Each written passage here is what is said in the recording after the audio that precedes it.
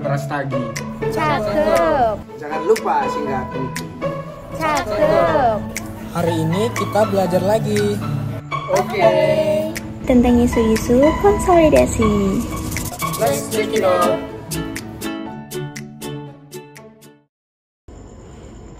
Baik, yang pertama yaitu latar belakang terkait konsolidasi. Dalam perkembangan ekonomi saat ini, banyak perusahaan yang melakukan penggabungan perusahaan untuk meningkatkan kerja dan keuntungan mereka. Penggabungan ini dapat berbentuk merger yang mengekor pada perusahaan pembeli, konsolidasi yang mendirikan perusahaan baru, atau akuisisi saham, yaitu perusahaan yang bergabung tapi masih melakukan operasi mereka masing-masing. Jika perusahaan bergabung dalam bentuk merger atau konsolidasi, maka pencatatan akuntansinya akan lebih mudah dibandingkan dengan akuisisi saham, yaitu hanya memindahkan semua akun aktiva bersih ke perusahaan yang masih berdiri atau perusahaan yang didirikan. Kemudian, perusahaan lainnya yang bergabung dibubarkan. Kondisi berbeda terjadi bila perusahaan-perusahaan yang bergabung ini masih menjalankan operasinya masing-masing. Yang terjadi adalah akan muncul akun resiprokal pada masing-masing perusahaan yang bergabung ini. Untuk itulah dibuat laporan keuangan konsolidasi. Walaupun disebut laporan keuangan konsolidasi, bukan berarti laporan ini digunakan untuk penggabungan usaha bentuk konsolidasi. Dalam prakteknya, laporan ini biasa digunakan untuk perusahaan induk dan perusahaan anak. Lebih lengkapnya, laporan konsolidasi adalah model laporan keuangan untuk menunjukkan pengaruh ekonomi dari penggabungan dua atau lebih perusahaan yang didasarkan atas kepemilikan dan pengendalian bersama meskipun peleburan secara hukum tidak dilakukan. Dalam penyusunan neraca gabungan untuk kantor pusat dan cabang, saldo aktiva dan kewajiban masing-masing cabang digabungkan dengan saldo yang sama pada kantor pusat. Yang kedua, isu kepemilikan konsolidasi. Saham preferen anak perusahaan yang beredar. Banyak perusahaan yang memiliki lebih dari satu jenis saham yang beredar. Setiap jenis efek biasanya mempunyai fungsi tertentu, dan setiap jenis juga mempunyai hak-hak dan fitur-fitur yang berbeda. Pemegang saham preferen umumnya mempunyai pihak lebih dulu daripada pemegang saham biasa dalam hal dividen atau distribusi aset pada saat likuiditas. Pemegang saham preference biasanya tidak mempunyai hak untuk memilih, sehingga kepemilikan dalam saham preference umumnya tidak menyebabkan timbulnya pengendalian, berapapun jumlah saham yang dimiliki. Konsolidasi dengan saham preference anak perusahaan yang beredar. Dalam penyusunan laporan keuangan konsolidasi, jumlah ekuitas pemegang saham anak perusahaan yang menjadi hak pemegang saham preference harus ditentukan terlebih dahulu sebelum melakukan eliminasi kepemilikan saham biasa. Jika induk perusahaan memiliki sebagian dari saham preference anak perusahaan, maka bagiannya atas saham preference tersebut harus dieliminasi. Bagian saham preference anak perusahaan yang tidak dimiliki induk perusahaan dialokasikan ke pemilik minoritas. Sebagai contoh, PT Induk membeli 80% saham biasa PT Anak pada tanggal 31 Desember 2020 pada nilai bukunya sebesar 240 juta dan mencatat investasinya menggunakan metode ekuitas dasar. PT Induk memperoleh laba dari operasi terpisahnya sebesar 140 juta di tahun 2021 dan mengumumkan dividen sebesar 60 juta. PT Anak melaporkan laba bersih sebesar 50 juta di tahun 2021 dan mengumumkan dividen saham biasa sebesar 30 juta. Asumsikan juga bahwa pada tanggal 1 Januari 2021, PT Anak menerbitkan 12% saham preferen dengan nilai nominal 100 juta, dijual pada nilai nominalnya, dan PT Induk tidak membeli saham tersebut. Dividen preferen reguler dibayar di tahun 2021.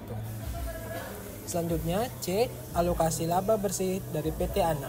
Dari total laba bersih sebesar 50 juta yang dilaporkan oleh PT Anak untuk tahun 2021, sebesar 12 juta dialokasikan ke pemegang saham preferen sebagai dividen periode sekarang. PT Induk mencatat bagiannya atas jumlah sisanya yang dihitung sebagai berikut. Laba bersih PT Anak tahun 2021 sebesar 50 juta dikurangi dengan dividen preferen 100 juta dikali 0,12 sebesar 12 juta Laba PT Anak yang menjadi hak pemegang saham biasa sebesar 38 juta, bagian proporsional PT Anak 80%, pendapatan PT Induk dari PT Anak sebesar 30.400.000. Laba yang dialokasikan ke kepemilikan minoritas untuk tahun 2021 adalah total dividen preferen PT Anak dan bagian 20% pemegang saham biasa minoritas PT Anak sebesar 38 juta dari sisa laba setelah dikurangi dividen preferen. Dividen preferen PT Anak sebesar 12 juta, laba yang dialokasikan ke pemegang saham biasa minoritas PT Anak 38 juta dikali 0,2 sebesar 7.600.000. Ditambahkan menghasilkan pendapatan kepemilikan minoritas sebesar 19.600.000. Selanjutnya, D. Kertas kerja konsolidasi. Untuk mengeliminasi pendapatan dari anak perusahaan, E1. Pendapatan dari anak perusahaan sebesar 30.400.000 dikurangi dengan dividen diumumkan saham biasa sebesar 24 juta, menghasilkan investasi pada saham biasa PT Anak sebesar 6.400.000. E2. Untuk mengalokasikan laba ke kepemilikan minoritas. Pendapatan untuk kepemilikan minoritas sebesar 19.600.000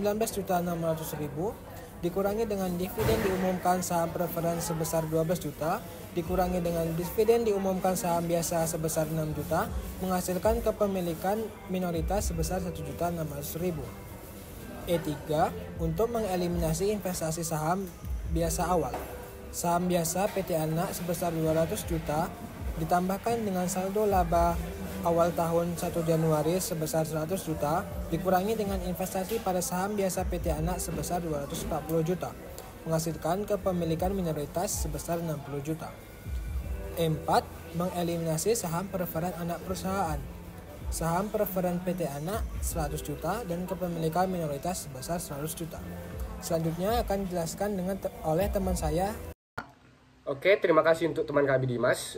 Kemudian saya Irwanda akan melanjutkan yaitu poin E, saham preferen anak perusahaan dengan provisi khusus. Nah, dalam praktik banyak ditemukan fitur-fitur yang berbeda dari saham preferen. Sebagai contoh, sebagian besar saham preferen adalah kumulatif, sebagian lagi partisipasi, dan banyak yang dapat ditarik bukan seharga nilai nominalnya. Pada saat saham preferen anak perusahaan yang beredar di konsolidasi, provisi dari perjanjian saham preferen harus ditelaah untuk menentukan bagian ekuitas pemegang saham anak perusahaan yang harus dialokasikan ke hak saham preferen. Provisis dividen kumulatif memberikan tingkatan perlindungan tertentu untuk pemegang saham preferen dengan mengharuskan perusahaan untuk membayar dividen saham preferen periode sekarang dan dividen periode sebelumnya, yang belum dibayar sebelum perusahaan dapat membagikan dividen untuk pemegang saham biasa. Lalu ada ayat jurnal eliminasi yang diperlukan dalam penyusunan neraca konsolidasi per 1 Januari 2021, yaitu saham biasa PT Anak di debit, saldo laba 1 Januari di debit, diferensial di debit, lalu investasi pada saham biasa PT Anak di kredit, kepemilikan minoritas di kredit. Lalu ayat jurnal yang selanjutnya, saham preferen PT Anak di debit, saldo laba di debit, lalu investasi pada saham preferen PT Anak di kredit, tambahan modal di setor di kredit, dan NCI di kredit. Lalu poin yang selanjutnya itu poin F, perubahan dalam kepemilikan induk perusahaan. Perubahan dalam tingkat kepemilikan dapat diakibatkan oleh tindakan induk perusahaan atau anak perusahaan. Induk perusahaan dapat mengubah rasio kepemilikannya dengan membeli atau menjual saham anak perusahaan melalui transaksi dengan perusahaan yang berafiliasi. Atau anak perusahaan dapat menyebabkan presentasi kepemilikan anak perusahaannya dengan cara menjual tambahan saham atau membeli kembali saham dari pihak non-afiliasi, atau juga dengan cara melakukan transaksi saham dengan induk perusahaan. Selanjutnya poin G, pembelian saham tambahan oleh induk perusahaan dari non-afiliasi. Nah, di sini induk perusahaan dapat membeli saham anak perusahaan pada beberapa titik waktu yang berbeda. Pada saat penyusunan laporan keuangan konsolidasi, biaya perolehan setiap pembelian saham dibandingkan dengan nilai buku saham pada tanggal pembelian dan perbedaannya diperlakukan sebagai bagian dari diferensial pembelian yang akan dialokasikan. Lalu poin yang terakhir yaitu poin H, penjualan saham anak perusahaan oleh induk perusahaan ke non-afiliasi.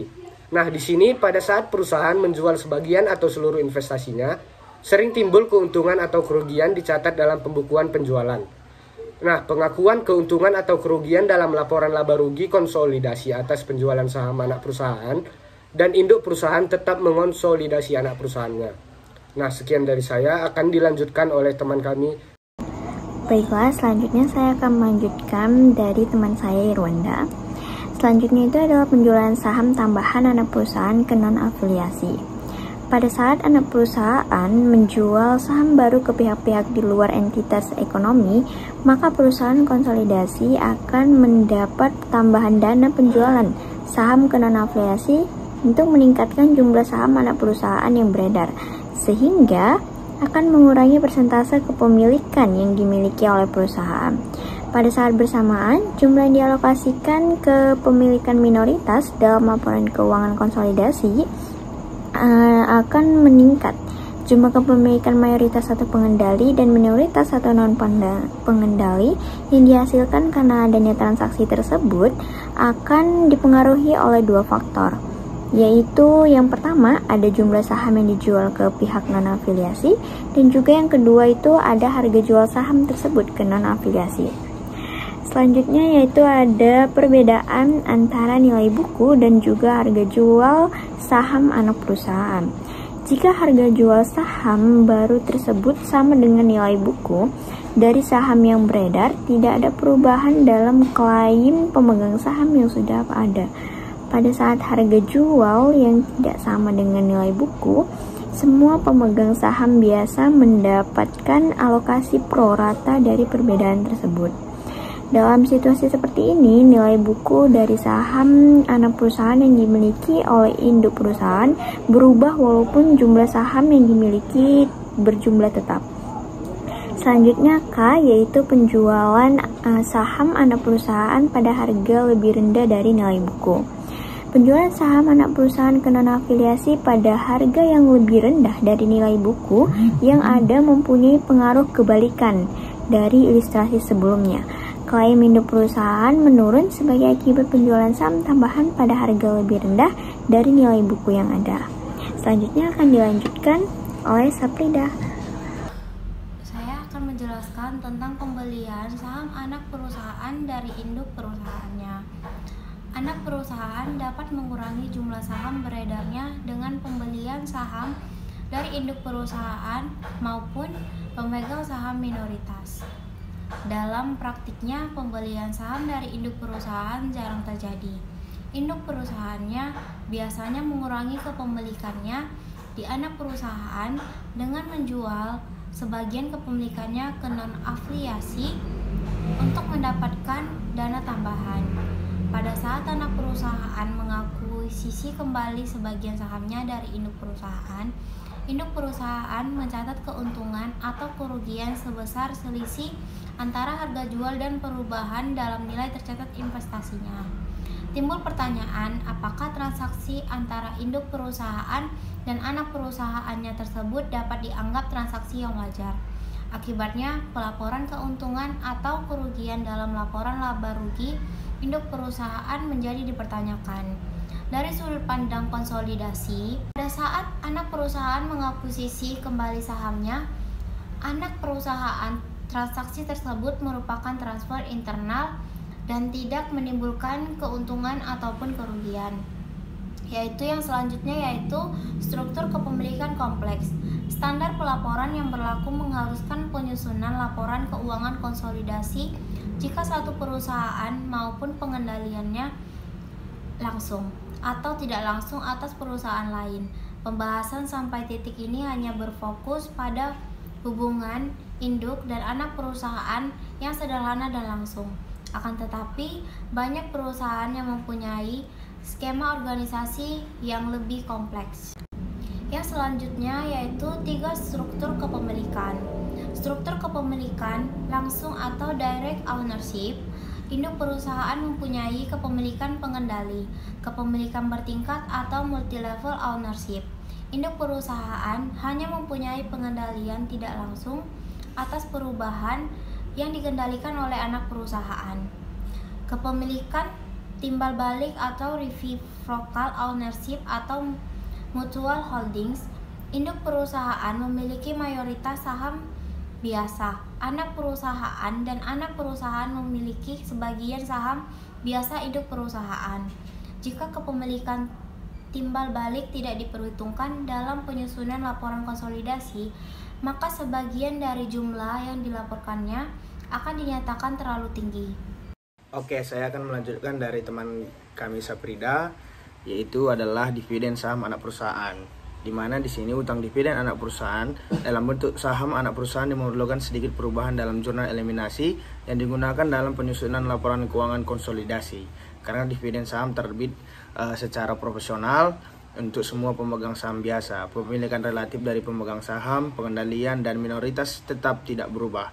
Nilai tercatat investasi pada pembukuan induk perusahaan juga tidak terpengaruh oleh dividen saham.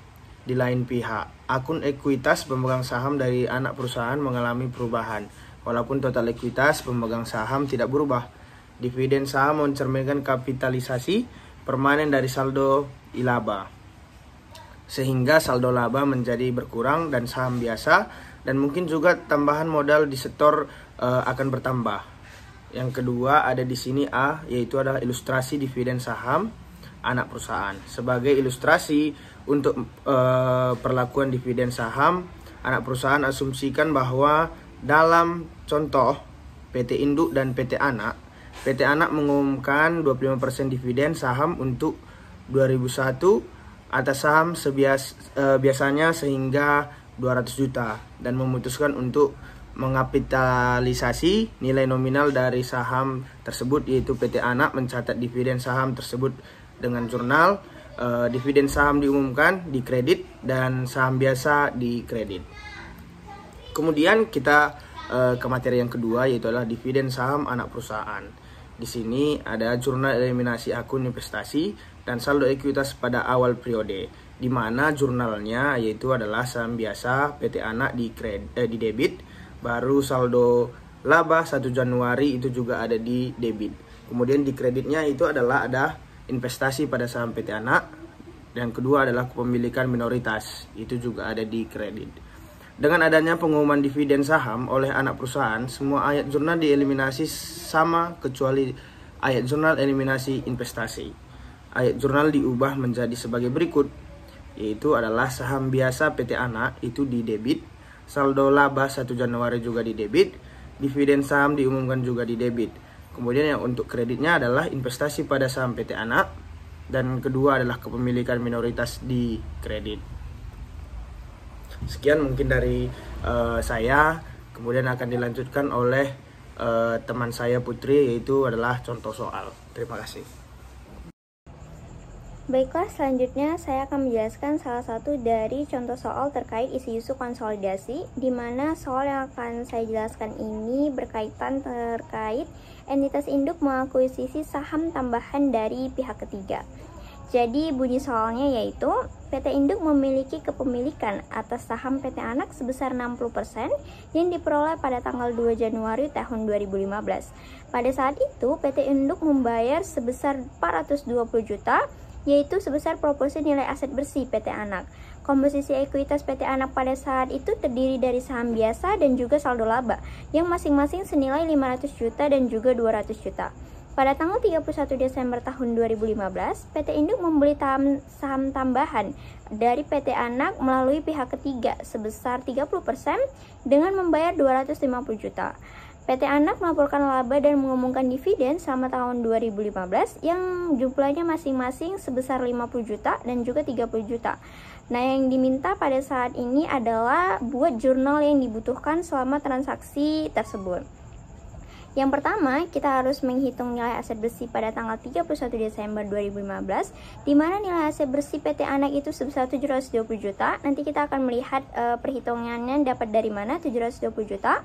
Lalu persen tambahan kepemilikannya itu 30% seperti yang dijelaskan pada soal. Maka penambahan nilai tercatat investasinya sebesar 216 juta. Itu 720 juta dikali 30%, maka dapat 216 juta. Lalu imbalan dialihkan atas kepemilikan 30% sebesar 250 juta, sehingga dapat selisihnya 34 juta. Nah, pada slide selanjutnya ini kita akan menghitung dari mana aja sih angka-angka yang tadi sudah kita sebutkan, mulai dari 720 juta, 216 juta, 250 juta hingga dapat selisihnya 34 juta. Jadi yang pertama kita harus menghitung nilai buku ekuitas PT Anak pada tanggal 2 Januari 2015, di mana nilai saham biasanya adalah 500 juta, saldo labanya 200 juta, sehingga total ekuitas yang dimiliki PT Anak adalah 700 juta. Yang kedua, kita harus menghitung nilai proporsi kepemilikan awal PT Induk, yaitu sebesar 60%, di mana proporsi kepemilikan awalnya itu 60% dikali 700 juta, yaitu senilai 420 juta. Lalu yang ketiga, PT Induk membayar sebesar 420 juta untuk memperoleh 60% saham yang sama dengan nilai buku, seperti yang sudah dijelaskan pada soal. Lalu yang keempat, ada tambahan kepemilikan pada tanggal 31 Desember 2015. Jadi yang pertama, tambahan kepemilikannya itu 30%. Lalu nilai buku saham PT Anak per 31 Desember 2015 sebelum tambahan pembelian saham ekuitas PT Anak akan berubah karena adanya laba dan juga dividen. Laba yang diumumkan pada tahun 2015 itu adalah 50 juta. Lalu dividennya adalah 30 juta, sehingga saldo laba akhir yaitu 200 juta ditambah 50 juta dikurangi 30 juta adalah 220 juta. Dan total nilai ekuitasnya itu 500 juta yang berasal dari saham biasa, lalu ditambah dengan saldo laba akhir sebesar 220 juta, maka dapatlah 720 juta. Nilai buku 30% ekuitas yaitu 30% dikali 720 juta dikali total ekuitas yang sudah kita hitung, maka dapatlah hasilnya 216 juta. Lalu yang terakhir, PT Induk membayar 250 juta untuk 30% saham kepemilikan. Adanya selisih antara harga beli dan nilai buku yaitu 250 juta dikurangi 260 juta, maka dapatlah selisihnya 34 juta. Selisih tersebut dianggap sebagai tambahan modal di setor. Sehingga di slide selanjutnya, jurnal yang dibutuhkan yaitu yang pertama pada tanggal 2 bulan 1 tahun 2015, di mana investasi pada PT Anak di debit dan kas di kredit sebesar 420 juta. Ini tuh untuk mencatat investasi awal pada PT Anak. Lalu selanjutnya tanggal 31 bulan 12 tahun 2015 itu investasi pada PT Anak sebesar 260 juta, ekuitas atau tambahan modal di setor sebesar 34 juta, dan dikreditkan kas sebesar 250 juta. Ini untuk mencatat investasi tambahan pada PT Anak. Lalu dicatat lagi tanggal 31 Desember 2015 yaitu investasi pada PT Anak di debit dan juga bagian laba dari PT Anak di kredit, ini untuk sebesar 30 juta untuk mencatat bagian laba bersih dari PT Anak. Baru jurnal yang terakhir yaitu 31 Desember 2015, di mana kas sebesar 18 juta di debit dan juga investasi pada PT Anak sebesar 18 juta di kredit, ini untuk mencatat dividen dari PT Anak. Lalu jurnal eliminasi yang dibutuhkan untuk tanggal 31 Desember 2015 adalah saham biasa sebesar 500 juta, saldo laba sebesar 200 juta, bagian laba dari PT Anak sebesar 30 juta, bagian laba dari non pengendali sebesar 20 juta, dan di kreditnya adalah investasi pada PT Anak sebesar 648 juta, kepentingan non pengendali sebesar 72 juta, dan juga dividen yang diumumkan sebesar 30 juta. Ini untuk mengeliminasi ekuitas dari investasi pada PT Anak. Sekian dari contoh soal. Dengan berakhirnya contoh soal yang sudah saya jelaskan tadi, maka berakhirlah persentase dari kelompok 4. Terima kasih semua. Ini akhir dari presentasi kami. Kalau ada kesalahan kata mohon dimaafkan. Sedikit pantun dari kami yaitu adalah umur kakek sudah menua namun tetap mencari kekasih. Semoga bermanfaat untuk semua. Kami undur diri. Terima kasih.